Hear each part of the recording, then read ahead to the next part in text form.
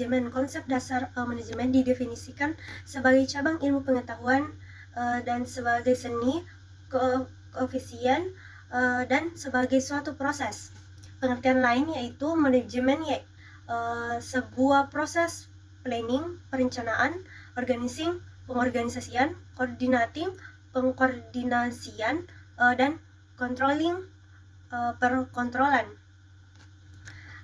Semua sumber daya yang ada dimiliki dalam usaha untuk mencapai tujuan bersama. Adapun macam-macamnya adapun macam-macam konsep manajemen yaitu manajemen produksi, yaitu sebuah perencanaan dan pengelolaan segala hal yang dimiliki kaitan dengan proses pengadaan barang maupun jasa. Yang kedua, manajemen pemasaran, yaitu sebuah perencanaan untuk dipasarkan suatu produk atau jasa. Manajemen SDM, yaitu mendatangkan keuntungan. Adapun sarana atau unsur manajemen, yang pertama manusia, yang kedua mesin, yang ketiga uang, yang keempat metode, yang kelima bahan, yang keenam pasar. Adapun tingkat manajemen adalah manajemen puncak, manajemen tengah, dan manajemen pelaksana. Manajemen merupakan ilmu dan seni perencanaan, perorganisasian, pergerakan atau pengarahan, dan pengawasan terhadap usaha para anggota organisasi dan penggunaan sumber daya. Sedangkan manajer yaitu seorang yang bertindak perencana, perorganisasi, pengarahan, permotivasi, serta pengendalian orang. Adapun tingkat manajemen yaitu top manajemen, manajemen puncak, middle manajemen, manajemen menengah, lower manajemen bawah. Tingkat manajer yaitu manajer puncak, manajer menengah, dan manajer lini pertama.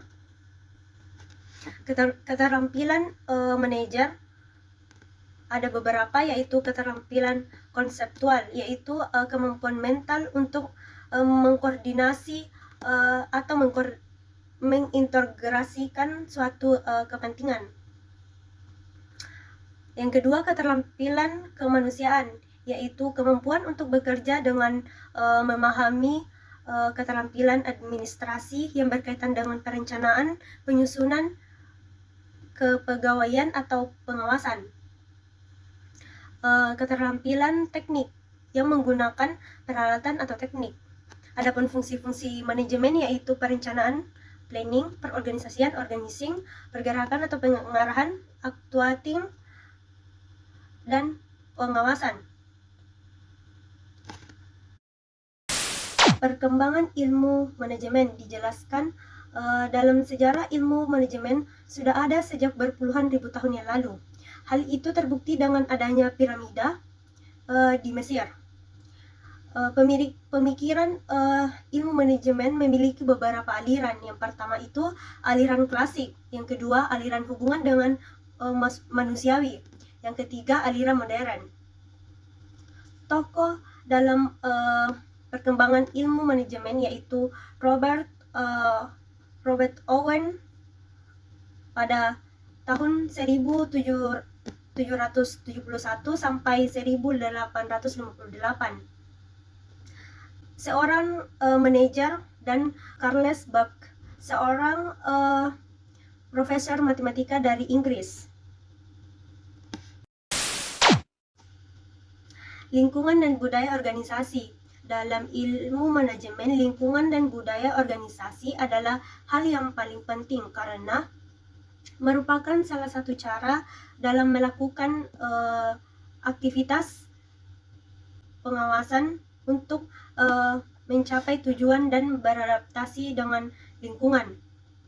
Organisasi dengan seiring berjalan waktu, tipe-tipe organisasi semakin banyak dan budaya organisasi ikut berubahnya lingkungan organisasi.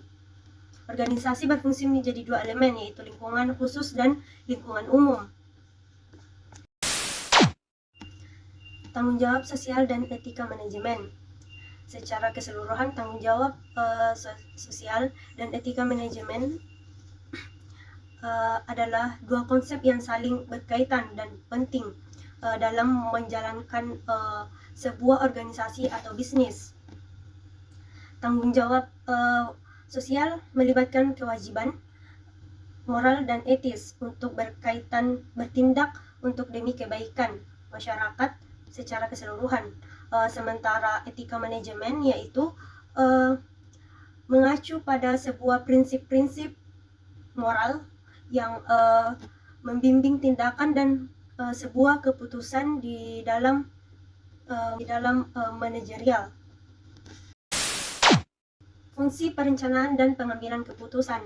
Dalam pengambilan keputusan dalam sebuah perusahaan merupakan hal yang paling penting dalam memasukkan perusahaan, karena dalam mengambil sebuah keputusan itu memerlukan ketepatan dalam menganalisis masalah, mendapatkan tujuan, dan mengidentifikasi atau mengevaluasi.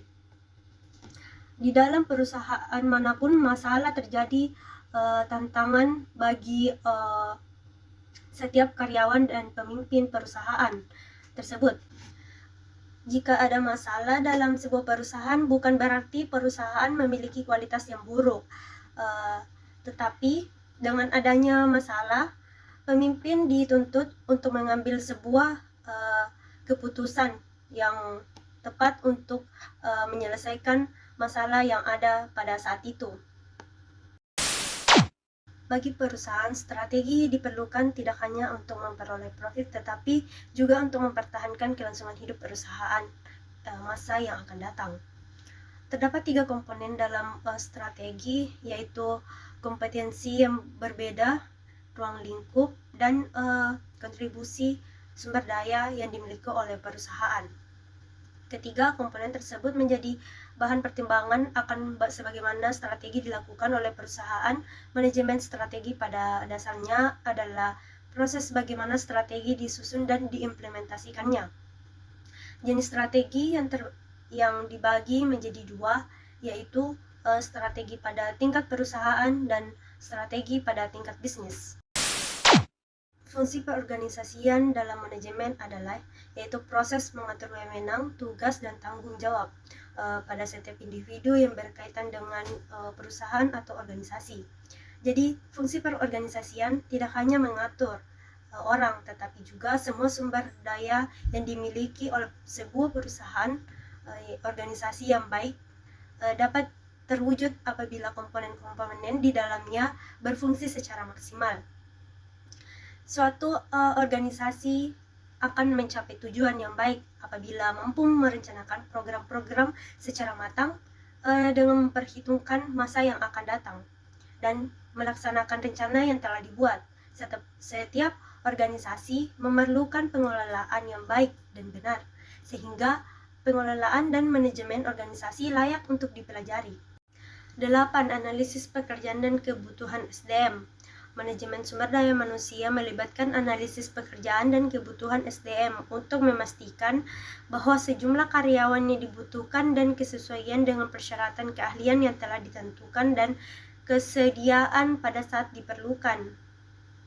Perencanaan sumber daya manusia yaitu meliputi analisis jabatan, perencanaan dan peramalan, permintaan bahkan tenaga kerja, serta mengembangkan dan mengimplementasikan rencana untuk memenuhi kebutuhan. Pengertian sumber daya manusia adalah upaya perusahaan untuk mengelola sumber daya manusia yang dimiliki dalam rangka mencapai tujuan perusahaan yang telah ditetapkan. Fungsi manajemen sumber daya manusia memiliki berbagai fungsi, termasuk perencanaan, perorganisasian, perekrutan, pelatihan, dan pengembangan karyawan. Fungsi ini membantu perusahaan dalam mengelola sumber daya manusia secara efektif dan efisien. Tujuan manajemen sumber daya manusia adalah untuk meningkatkan kinerja bisnis dengan mengoptimalkan sumber daya manusia yang dimiliki. Tujuan ini dicapai dengan mempertimbangkan hak-hak dan kesempatan bagi karyawan, serta memenuhi kebutuhan perusahaan. Manfaat manajemen sumber daya manusia ini memberikan berbagai manfaat seperti optimalisasi sumber daya manusia, peningkatan produktivitas dan kepuasan kerja, serta memetakan kebutuhan karyawan di setiap bagian yang sudah dan akan dimiliki. 5. Pentingnya manajemen sumber daya manusia sangat penting bagi perusahaan karena mengelola elemen hidup dari perusahaan secara langsung. Tanpa perusahaan dapat menghabiskan banyak anggaran hanya untuk menemukan dan memanfaatkan talenta yang diperlukan.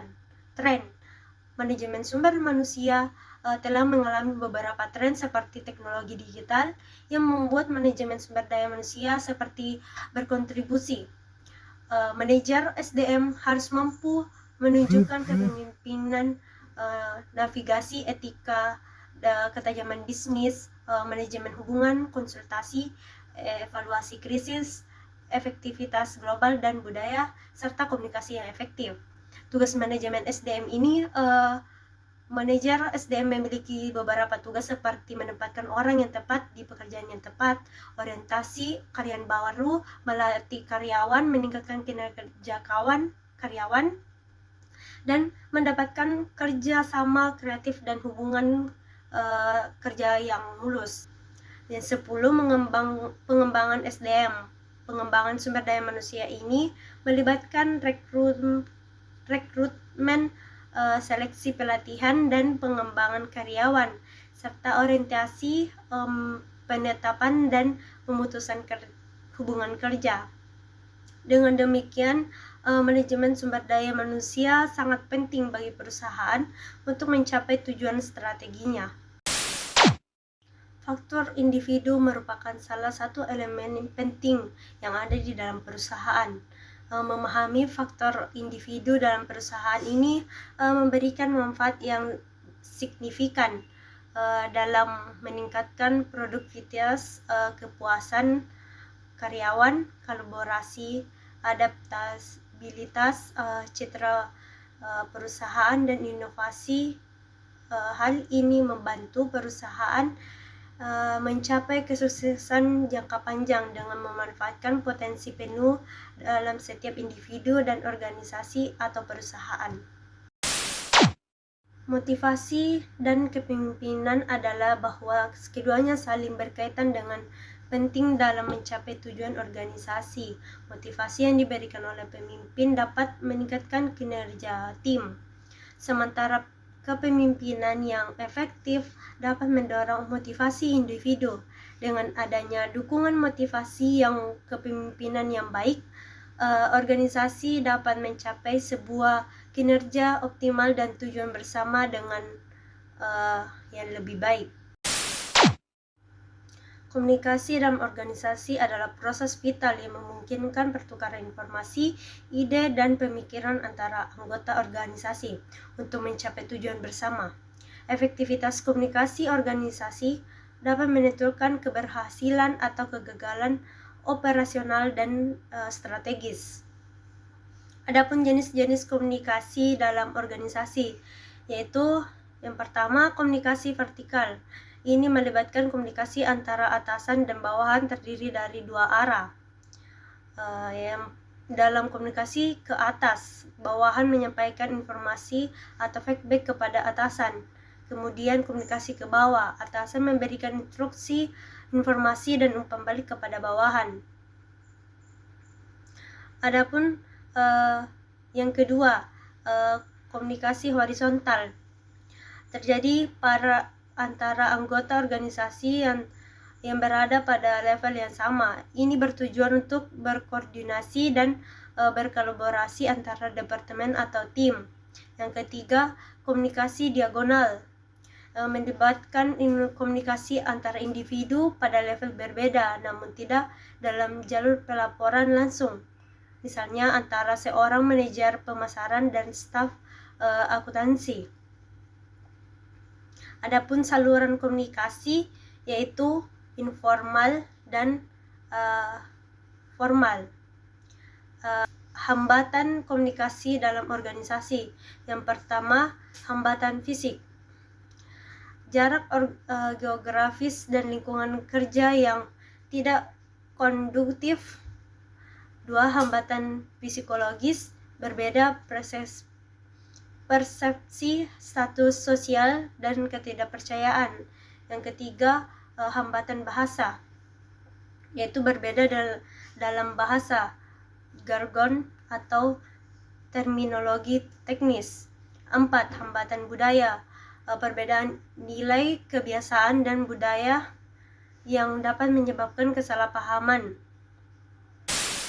Dapat disimpulkan sebagai pengawasan dan pengendalian organisasi sangat penting dalam memastikan keberhasilan organisasi dan meningkatkan keberhasilan organisasi dan meningkatkan kinerja pegawai, kualitas layanan, dan kemampuan organisasi dalam beradaptasi dengan perubahan ini serta mencapai tujuan yang telah ditetapkan dalam sebuah perusahaan yang telah dikembangkan.